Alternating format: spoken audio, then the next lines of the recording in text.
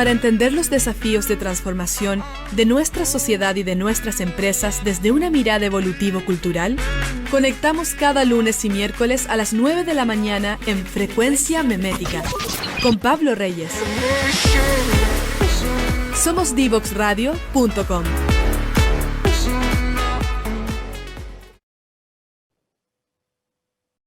Ya estamos de regreso. Excelente tema. Nunca un invitado había tenido su tema, además que tenemos un excelente músico. Leo, cuéntanos un poquito acerca de Fugazi antes de partir nuestra conversación de movilidad y tecnología. Claro, muchas gracias.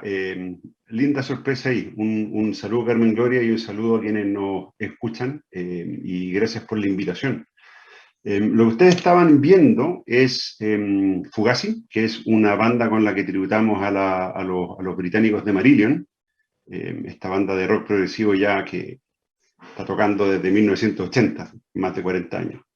Y es una banda con la que comencé a tocar cuando volví el doctorado, por allá por 2007, y eso, hacemos música de Marillion, de todas las épocas, todos los años, y tenemos una base grande de amigos que van a los conciertos, que deben estar medio desesperados porque hace 2 años que no podemos tocar, así como estamos desesperados nosotros, y es muy entretenido, lo pasamos muy bien, así como se notaba en el video, nos entretenemos mucho. Así se nota que se entretienen mucho. Me voy a tomar de estos 2 años que no has podido tocar con tu banda, para que un poco hablemos en torno a lo que pasó, ¿cierto? Con lo que ya todos sabemos, con la pandemia. Y hablemos un poco de cómo se está moviendo la gente en la ciudad. Hoy día autos particulares, transporte público, la gente a pie. Hoy día ha evolucionado todo esto, producto de la pandemia. ¿Qué nos puedes contar?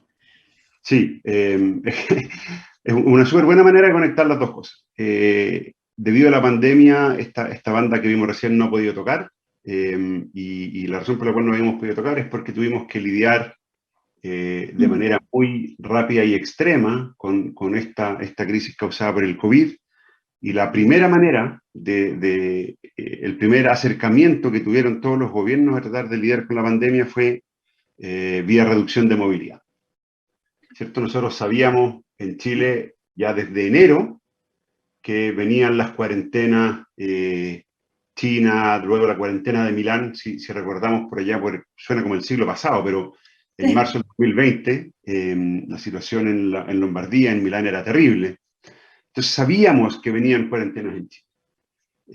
Y por lo tanto sabíamos que el control inicial de esta pandemia iba a tener que ver con si la gente podía cumplir o no las cuarentenas.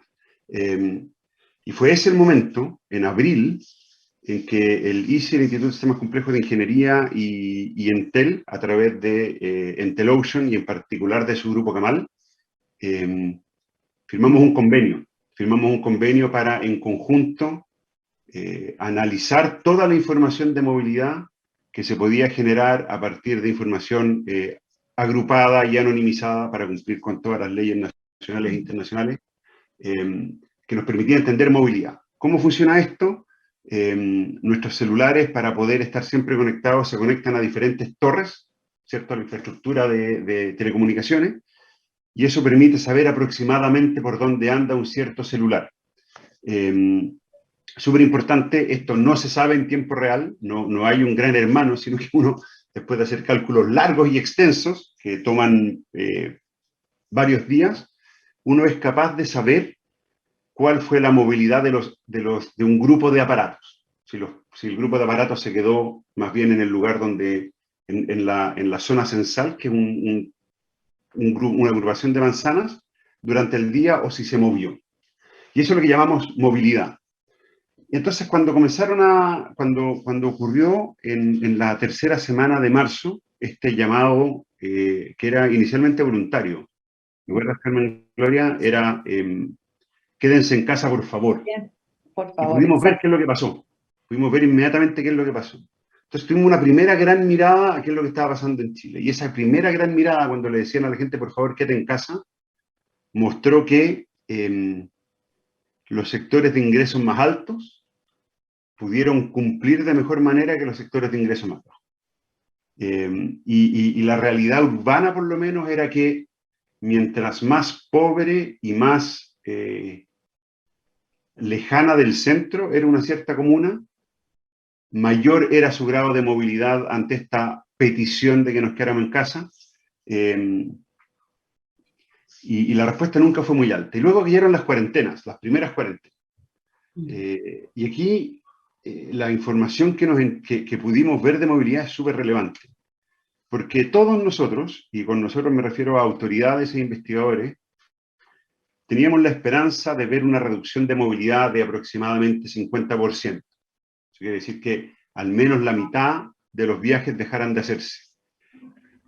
¿Por qué? Porque si la gente no se mueve, no entra en contacto con otra, y si no entran en contacto el virus desaparece. En rigor, si es que por las próximas 2 semanas todos nos quedáramos exactamente donde estamos, no hay más contagio. Claro. Pero el panorama que emergió no fue ese. Emergió un panorama donde en promedio, el promedio nacional de reducción de movilidad fue de 35%. Yo hablaba antes de Lombardía. Lombardía redujo su movilidad en 80%. En Chile fue 35% en promedio y fue muy desigual. Puente Alto redujo su movilidad solo en 20%, Vitacura redujo su movilidad en 50%. Entonces, claro, nos hicimos varias preguntas, y esto va a tener que ver con el futuro, es ¿por qué estaba sucediendo esto?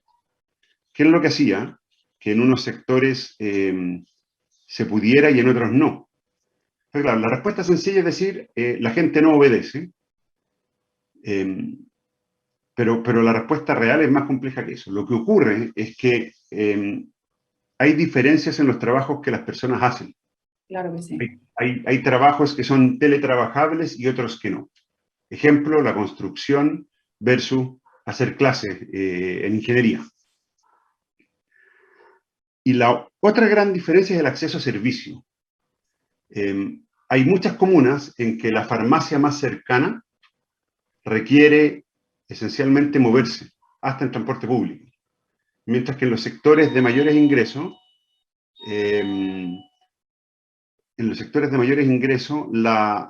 el acceso a servicios es muy cercano. Yo no necesito salir de mi zona censal, camino 2 cuadras y llego a una farmacia, a un supermercado.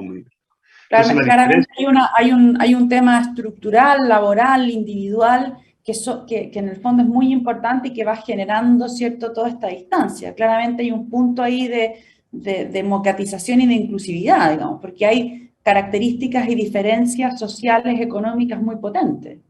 Exactamente, exactamente. Y algo que hay que comprender ahí es que esto tiene una vertiente histórica, es decir, ¿por qué tenemos a gente de menores ingresos viviendo en las zonas más lejanas del centro? Eso fue una decisión del Estado de Chile. El Estado de Chile, para poder construir muchas más casas, se gastaba menos plata en terreno, y los terrenos más baratos estaban lejos. Entonces, la vivienda social y la vivienda más barata quedó más lejana, con menos acceso a servicios. Y teníamos además el problema que veníamos del estallido social, y el estallido social hizo que el acceso a servicios, supermercados y otros fuera aún más complejo. Entonces teníamos 2 historias simultáneamente, que eran los problemas que venían de acceso a servicios que venía el estallido social, y todos aquellos construidos a lo largo de muchas décadas de política de vivienda. Nuestros niños, por ejemplo, recorren para ir a la escuela 2 o 3 comunas en transporte público, para moverse desde donde están hasta llegar a una cierta escuela. Entonces la pandemia develó esto, y cuya manifestación más clara era esta desigualdad. La gente de menores recursos no lograba cumplir con las cuarentenas, la gente de mayores recursos lo lograba en mayor medida. Y por lo tanto tuvimos cuarentenas que fueron no todo lo eficaces que hubiéramos querido, pero sin embargo lograron controlar esa primera ola. lograron controlar de alguna manera esta primera versión. Lo otro, Carmen Gloria, que era interesante es que con los datos de movilidad, cuando uno los mira con mucho detalle, éramos capaces de saber hacia dónde se movía la gente que se suponía que no se tenía que estar moviendo. Claro. Es decir, se suponía que teníamos que estar quietos, pero no estábamos quietos. Pero ¿para dónde se movía? Y aparecía un patrón ahí que descubrimos con Entelocean que es súper llamativo. La mayor parte, muchos de los viajes en la región metropolitana por lo menos, y en las grandes metrópolis, estamos hablando de Valparaíso, Concepción, región metropolitana, son movimientos hacia el centro. Son movimientos radiales, de afuera hacia adentro. Esos movimientos dejaron de ocurrir y comenzaron a ocurrir movimientos como de péndulo, hacia los lados. Y casi todos los lugares donde la gente iba estaban asociados a ferias libres. Mira. Es decir, los movimientos aparecieron de alguna manera asociados a ir a ejercer algún tipo de actividad económica, aunque sea informal, generar ingresos y al día siguiente tener que ir a comprar a ese mismo lugar. Que es otra diferencia gigante. La brecha tecnológica. Sí. Leo,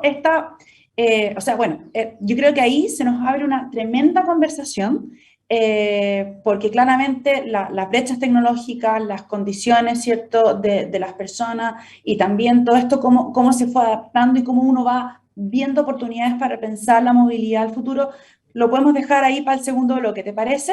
Me parece muy bien. Eso, así que, y a ustedes que nos están escuchando, sigan por favor acompañándonos, así que los vamos a dejar con una tremenda canción de The Chemical Brothers, Out of Control.